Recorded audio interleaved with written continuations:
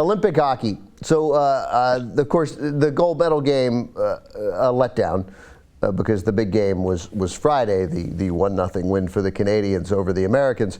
I couldn't find the bet that I wanted to make, so naturally I called something right. I wanted Canada to the under, and you can't get a more Canada to the under game than 1-0.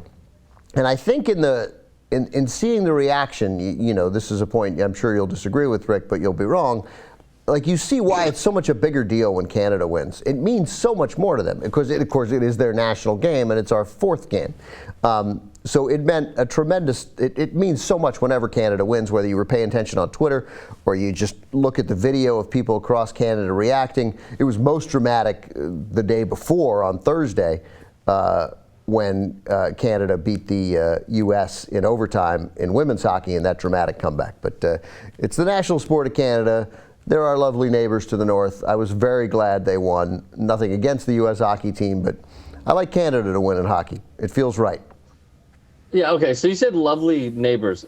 I respectfully disagree. From every video that I have done, I have felt the hostility. Now, did I spark that?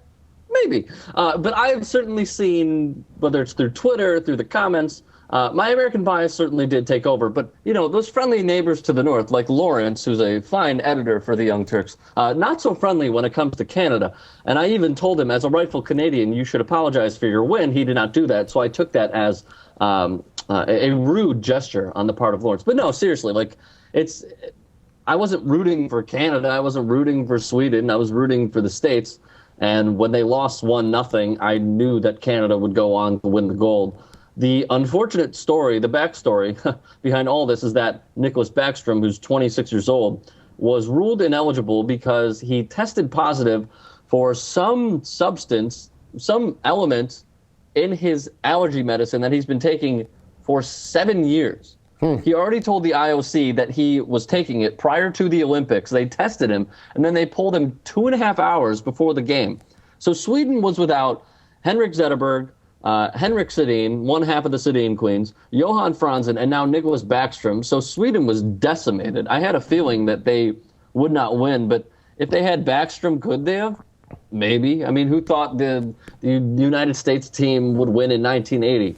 I mean, that's sort of what we live for. But that's the backstory that I thought was just so, it was bullshit, but it was also just tough to see because you're reading the story about Backstrom. You hear the press conference. People are tweeting that he's nearly in tears.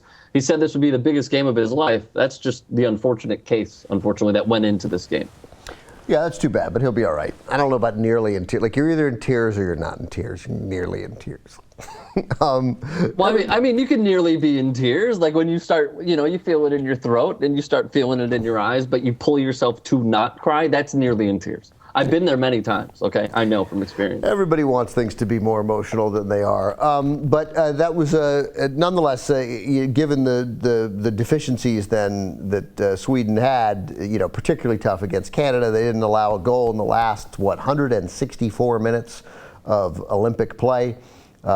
Canada has won 9 golds now in 52 years, but this is the first time they've ever won somewhere that isn't North America.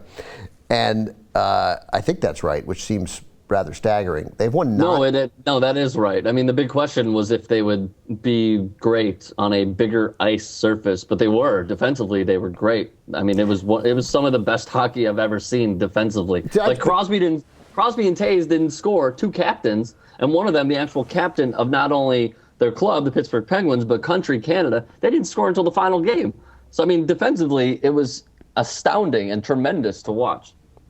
How could they have won 9 Olympic gold medals since 1952? It just doesn't seem fair to the other countries. Now, in retrospect, I'd like Canada to lose. They've won enough. I like dominance in sport from a country. I just said sport. God damn it.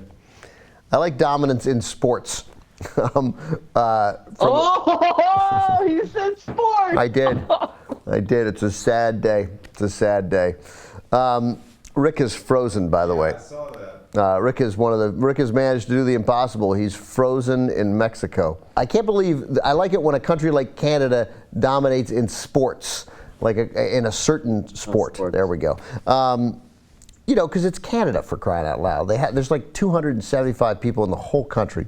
What does that mean for Canada, crying out loud? What the fuck does that mean? They're Canada. They don't lead the way in anything. They're lovely and they're kind, and like the mere way that they reacted to winning is great. I mean, you're talking about Canadians trash talking. They don't even trash talk. They trash talk What's their way of trash talking? How do they trash talk, Ben? Yeah, they trash talk the way I trash talk when that guy questioned my integrity. When I told him that he had neither I said, you don't have the right nor the inclination to question my integrity. That's the kind of tough basketball. That's the kind of talk on a basketball court that you see a lot of in the NBA. That's Reggie Miller, Spike Lee stuff right there. Yeah, that's maybe the trash talking that they had when they actually instituted the game in Canada. Right, totally. Yeah, that's like how that's like how those Boston Celtics of 1912 trash talked. No, they didn't. They trashed. How did they trash talk? Oh yeah, you think you're gonna bowl on me? See? That's some fine dribbling there, Scotty. But watch this. Hold on, don't run at me. I'm preparing for a shot. A field goal! I've made another! I just like it that with sort of all our money and our might and our power and the resources that we put into it, it doesn't always work out. I think there's a lesson there there's a humbling lesson there for America, a lesson that we are unlikely to take. And then, of course, we don't show up in any way, shape, or form against Finland the next day. No. I had a feeling that they wouldn't, though. I mean, it's the bronze medal game. They really, really wanted to win gold. I thought they could have won gold with the talent that they had. I had a feeling it's the bronze. Like Finland I'm pulling a Mankiewicz. Finland may care more about the bronze than the States do, and it turned out to be true. I mean, you saw Patrick Kane just mail it in. All of them mailed it in. Yeah, it was a shit performance, but I mean, it is what it is. Finland cared more. Yeah, but I mean, I think again, it speaks badly to the look. I love this country, and I'm very proud of it. But I mean, there are things that we like. It's not like a hard to believe at times. Sometime in the 1980s, early 80s, the very early 80s, the NCAA did away with the third place game. Maybe even 79 was the last one. They did away with the third place game in college basketball because nobody cared. Because it's not a real thing. Third place isn't a thing. Third place is a thing in the Olympics. It's Absolutely. a medal. It's a medal. It's not a consolation game. It's different. So to see the Americans really, I get it, you're disappointed, but to see them sort of not show up in a way that says, hey, it's either first place or nothing, I don't know. It was a little disappointing, and it was entirely predictable. What was the final of that game? 5-0, right? 5-0. 5-0. So the Americans didn't score in the last two games. The way Canada threw two straight shutouts, the Americans didn't score in the last two games. There's no question who the better squad was, who the better club was. That is correct. Is that a pure American move on in your opinion?